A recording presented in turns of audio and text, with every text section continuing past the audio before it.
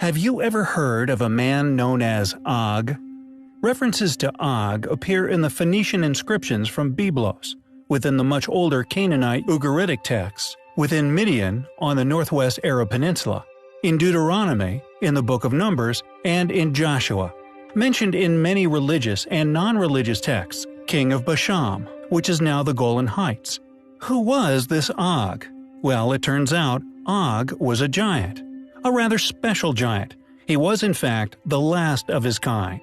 The Book of Numbers states that he died during the Battle of Edrei.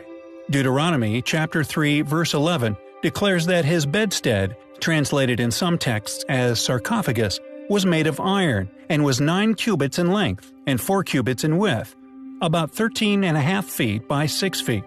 It goes on to say that at the royal city of the Ammonites, his giant bedstead could still be seen as a novelty at the time the texts were written. Fast forward to the present day, and a miraculous discovery has been made.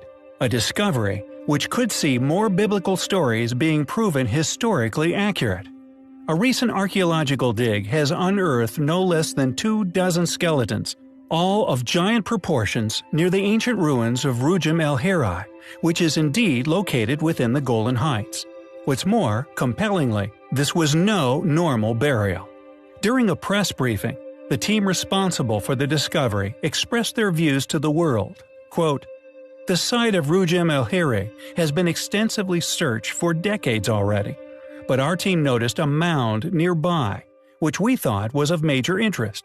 It has been 2 long years, but it was definitely worth the effort," said Tom Yegur, one of the archaeologists on site. One of the giants was covered in an exquisitely crafted suit of copper armor. One of their copper swords was also as hard as steel and made in a fashion unknown to modern man. Could this really be the final resting place of the last of the giants? All we can hope is that the Smithsonian doesn't get a chance to buy them.